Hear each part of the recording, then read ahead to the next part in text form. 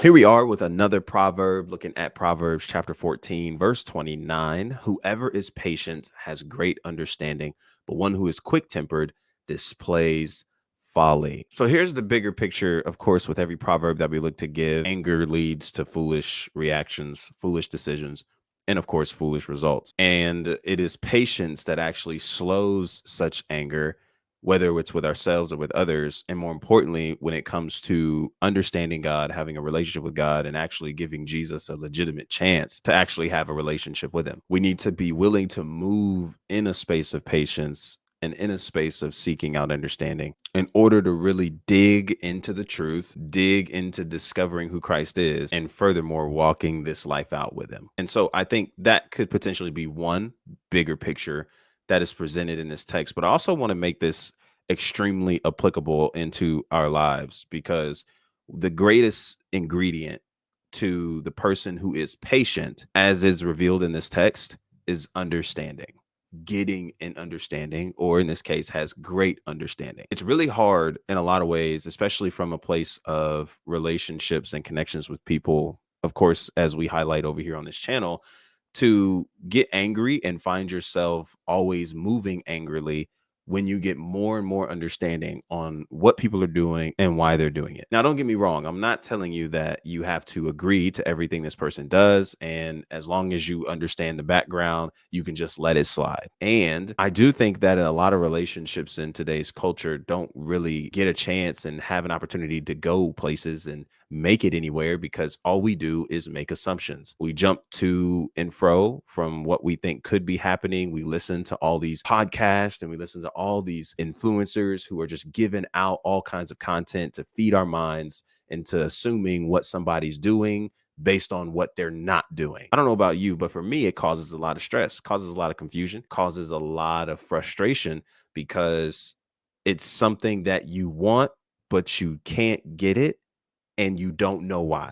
So what's kind of the best or quickest response that we always perform when we don't have an understanding on something? Frustration, anger, and then it leads to what? Crazier decisions. We go to the extremes, we cut people off, we might even get physical and start showing up and throwing hands or whatever the case is in those scenarios. But what if I told you that having that one conversation, being able to lay your ego and pride to the side in order to get an understanding on perhaps something that you want more clarity on, or you need in order to really see where things are in this relationship, could change the game completely. Potentially, when you get an understanding on something and when you actually show some active patience, you're able to get to the bottom of things, get clarity on things, and actually be able to move forward in a more productive direction, versus what anger ultimately does: ruins a lot of things and puts you in a hole deeper than maybe you first initially realized. I know I have quite a few experiences of this myself, whether it is with the nephews and they're crying, kicking feet, and it's real easy to get up and just be direct with the discipline that's in front of them. Tell them, sit down, shut up. It's a forceful action. They do, and it quiets down. But one thing I've noticed is that it's not the last time that that's going to happen. There's actually more and more opportunities where they're going to come home, be upset about something, and you're going to have to deal with the situation. So the question becomes, how long and how much longer are you going to be upset, be irate, allow your emotions to get the best of you, and continue to yell, scream, and all those kinds of things before you eventually burn out, get tired, and because of the fatigue that you face, ultimately have to do what you could have been doing since the beginning if we were to take down our pride and our ego by simply being patient, being understanding to the child, to the nephew, to the person, and actually try to get to the bottom of the situation, solving it with love instead of force, with understanding instead of just anger and impatience. We definitely see different results. And that's all I'm just trying to get in this entire message here, is just the importance of not moving with assumptions, not moving to extremes, but being willing to perhaps have that challenging conversation, tough conversation, ask the questions, and look to get a clear understanding on where things are with this person, or what you're looking to get out of things with this person, in order to know what you need to do moving forward. And I think once you get an understanding on how people are navigating the things that they're dealing with, the thoughts that they're having, the emotions that are stirred up, perhaps fears, perhaps overthinking, perhaps misalignments and misunderstandings, on certain things, perhaps different emotions and thoughts that are sparked from past experiences. And maybe they don't know how to necessarily communicate it here. All these things that we can think about. Ultimately, it's patience and understanding that helps us to show grace to these people, helps us to show grace even to ourselves in order to actually move forward and progress in the relationships that we carry. And I think without the patience and the understanding, you just rush to cut people off, you rush to move on from people, and you never really give relationships a genuine try in your life because sometimes to you it has to be this and there's no other way versus actually maybe being curious. I wonder what's causing them to do that.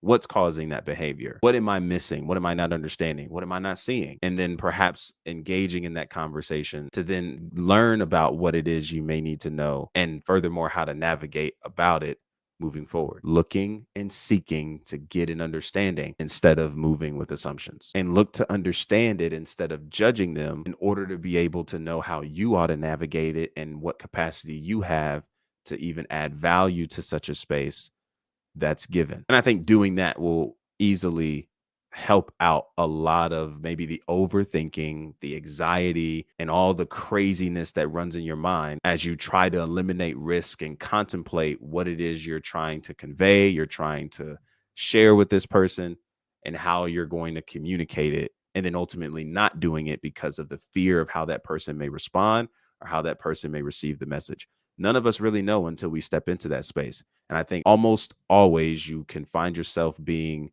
appreciative that you stepped into the space once you do it, because either way, you now have clarity on where things are, what you can expect moving forward, and you remained in character and kindness and patience, seeking to understand instead of ruining everything with unchecked emotions. So your boy appreciates you oh so much for checking out this video. If you like this kind of content, be sure to subscribe, like this video, share with a friend who also could benefit from hearing a daily devotional today.